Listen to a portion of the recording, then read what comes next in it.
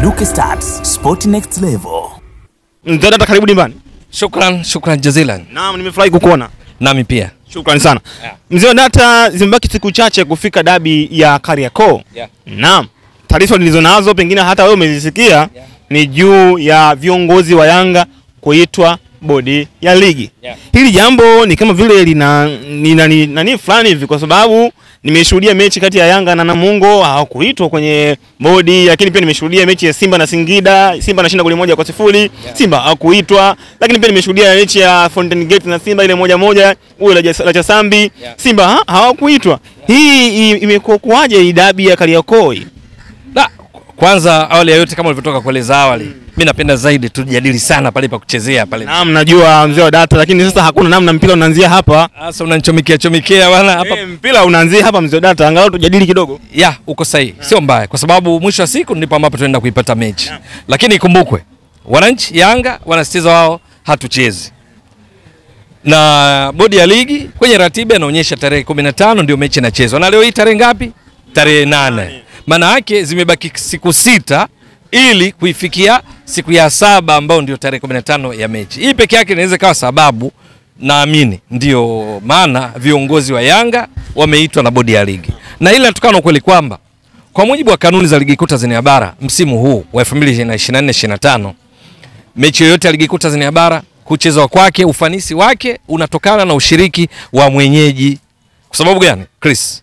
Kwenye kanuni hizo, mwenyeji kwanza kuna ule uwanja wake unafahamika wa kudumu ambao umeutambulisha kwa bodi ya ligi kwa maana utumia kwa mechi zake za nyumbani. Lakini ana nafasi ya kutambulisha viwanja takribani 2 vingine tofauti na ule uwanja unaotumia mara kwa mara. Kwa hiyo ushiriki wa mwenyeji katika maandalizi ya mchezo ni muhimu sana, kwa sababu vinginevyo inaweza kaleta shida kwenye eneo hili tu la uwanja. Ingawa mechi hii tunafahamu awali ilipaswa kuchezwa mechi 8, uwanja ulikuwa wa Mkapa. Kwa hiyo inawezekana kwenye uwanja labda majibu ni kwamba kwa Mkapa. Lakini hiyo haitoshi.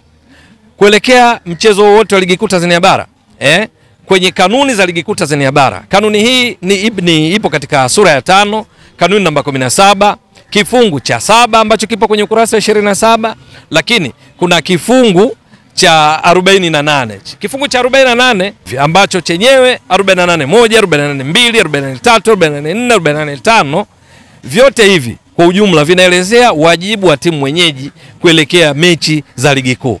Hiki kifungu cha 7 chenyewe kinazungumza kwa ujumla wake, alafu kifungu cha 48 kinadadavua sasa na hizo, ndio maana nakwambia 48(1), 48(2), 43, 44, 45.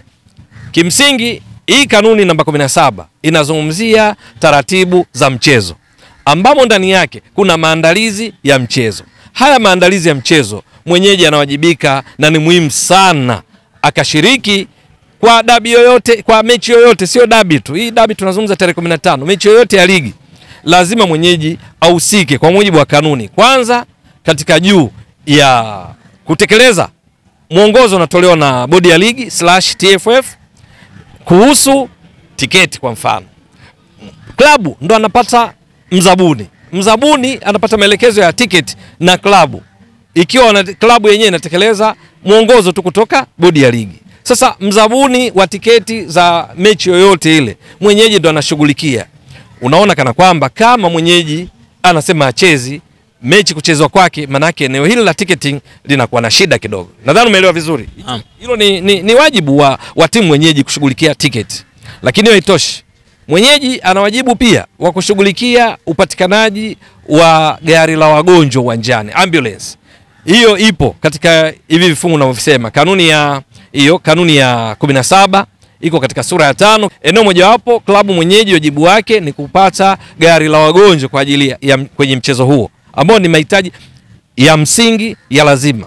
Anayeshughulikia ni mwenyeji. Sio hilo tu, mbali na ambulance, daktari kwenye hiyo mechi anahusika nani? Mwenyeji. Sio hilo tu, stewards kwa maana wale walinzi wa uwanjani, anayeshughulikia ni mwenyeji. Sio hilo tu, ball kids, wengine hupenda kuita ball boys, lakini ni kwamba ni ball kids kwa sababu ndani yake waokota mipira sio lazima wawe wavulana. Wasichana pia ni sehemu, wao pia ni washiriki wazuri kwenye mpira wa miguu. Kwa hiyo ni ball kids. Anayeshughulikia ni nani? Ni mwenyeji. Sio hilo tu, kwenye kifungu cha 58 sasa chenyewe kinazungumzia pia kuelekea mechi hiyo yoyote ya ligi kuu Tanzania bara siku moja kabla, basi klabu zinapaswa kutuma makocha wao, lakini pia na manahodha wao au wachezaji wenye ushawishi katika mkutano na waandishi wa habari kuelekea mechi hiyo. Kifungu hiki cha 58 labda utekelezaji wake tunaweza kusema bado, kwa sababu leo hii sio kwamba leo ni siku moja kabla ya mchezo. Hiyo tunazungumzia siku moja kabla ya mchezo. Leo hii tunazungumzia takriban siku 7 kuelekea mchezo. Siku 6 mpaka siku ya 7 ndio siku ya mchezo. Lakini kwa ujumla tu mwenyeji ana majukumu kadhaa ya muhimu kufanikisha mchezo kufanyika kwa ufanisi. Analo pia jukumu la kutangaza kila mchezo wake. Timu mwenyeji inapaswa kufanya hivyo kuelekea siku ya mchezo. Haya yote maana yake asipofanyika, swali linakuja, nani atafanya kwa niaba ya Yanga? Na kwa makubaliano yepi? Kama Yanga inasitiza hatuchezi ngo, bodi ya ligi inasema inachezwa, haya maandalizi anafanya nani? Kwa sababu kanuni inataka mwenyeji ndo ayafanye. Ili gari la wagonjwa analileta nani endapo sio mwenyeji? Au ball kids anawaleta nani? Umeshaelewa? Swala la ticket, mzabuni anatekelezaje mahitaji ya ticket bila kupata maelekezo kutoka kwa mwenyeji ambaye kikanuni ndiye anayepaswa kusimamia swala hilo? Maswali yanakuwa mengi. Bila shaka kuitwa kwao kunatokana na kuaddress masuala haya, ili mwisho wa siku pengine watafikia suluhisho ambalo litakuwa ni kwa ajili ya afya ya mchezo wa mpira wa miguu nchini, kwa sababu tunapozungumzia bodi ya ligi ndio mhimili katika uendeshaji wa ligi kuu Tanzania bara, ligi namba 5 kwa ubora barani Afrika, imepiga hatua kubwa. Ni bodi ya ligi kupitia shirikisho la mpira wa miguu nchini TFF ndilo lilofanya maamuzi kwa mfano kwenye kanuni za ligi kuu linaruhusu wachezaji wa kigeni 12 kwa kila timu na wanaruhusiwa kucheza wote, lakini kwa sharti kwamba wachezaji wenye viwango na ubora ambao vimeainishwa na kanuni za ligi kuu Tanzania bara, ambao mwisho wa siku imefanya klabu zetu zinafanya vizuri katika michuano ya kimataifa ya CAF. Uwezo kaacha kuipongeza bodi ya ligi na TFF katika eneo hili. Lakini ni ligi hiyo ambayo Yanga amekuwa bingwa mara 3 mfululizo. Wasimamizi ni hawa wa bodi ya ligi na TFF.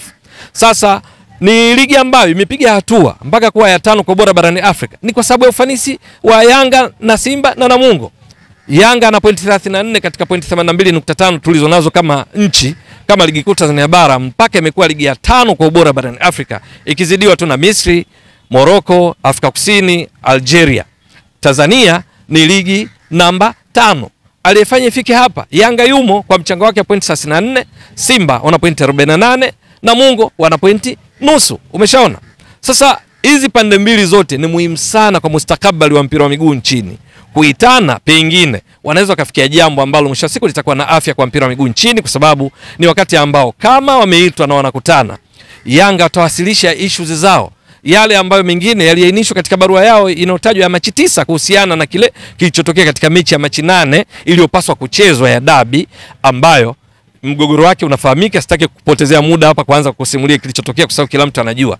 Sasa wakikutana, pengine itakuwa ni fursa sasa Yanga kumwaga dukuduku lao, kuona utekelezaji wa yale ambayo wao wameyapendekeza, ili waweze kama ikibidi kucheza mechi hii. Vinginevyo Yanga wanasitiza hatuchezi ngo, na wanazo sababu, ikiwa mkutoamini kwamba kuna sababu yoyote ya msingi ya kikanuni kuahirishwa kwa mchezo wa Machi 8. Lakini bodi ya ligi nao wanaona wana mamlaka wao ndo kupanga ratiba, na klabu zinapaswa kuheshimu ratiba hiyo kama ambavyo Yanga inaheshimu ratiba nyingine, kwa sababu ni Yanga hii ambayo mpaka sasa imecheza mechi 27, ni Yanga ambayo haijatangaza kutocheza mechi nyingine dhidi ya Dodoma Jiji, dhidi ya Tanzania Prisons, ila hii ya dabi ambayo Yanga wanaamini ishapita, ni ya Machi 8. Yani ni tena kukutana tena? Bila shaka maswali ni mengi ambayo kwa pande zote mbili, kama wameitwa kwa taarifa hizi tulizo nazo, halafu wakakaa na wakaridhia jambo ambalo linakuwa na afya kwa mpira wa miguu nchini. Sijasema uamuzi gani, wao ndio watakao kuja na uamuzi bila shaka, lakini nimeona, umeniuliza kwa nini wameitwa Yanga kama wenyeji.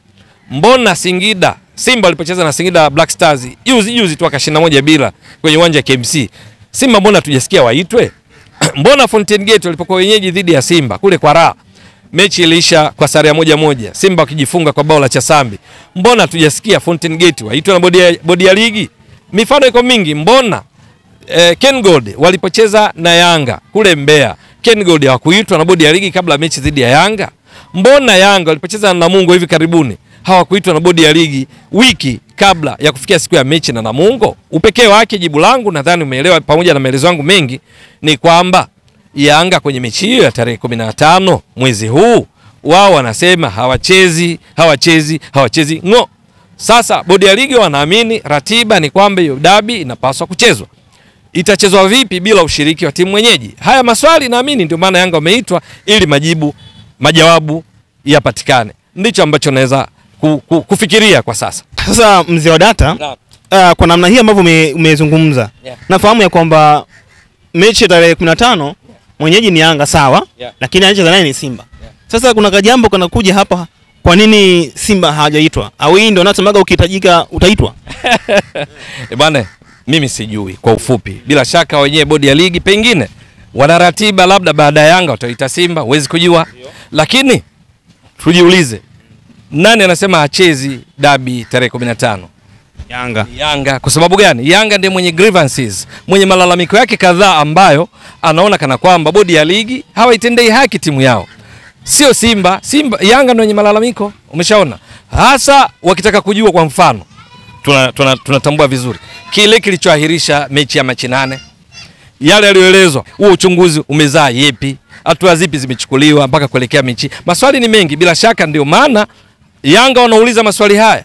Pengine ndio maana wameitwa, labda wakapata majibu ya maswali haya, labda kwa sababu kimsingi wao bodi ya ligi, wao Yanga wakikutana pengine ndio watakuwa na majibu sahihi. Hapa tunazungumzia hizi sasa ni speculation, ni just a guess, answers. Sidhani kama ni sahihi sana. Lakini lingine ni kwamba Simba kama klabu, sidhani kwenye kanuni za ligi kuu Tanzania bara inatoa mamlaka kwake kuwa na uwezo kuahirisha mchezo au kuchezwa.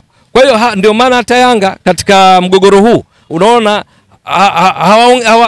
hawakinzani na Simba, wanakinzana na bodi ya ligi, kwa sababu bodi ya ligi ndio yenye mandate, yenye mamlaka ya mchezo kuchezwa au kuahirishwa.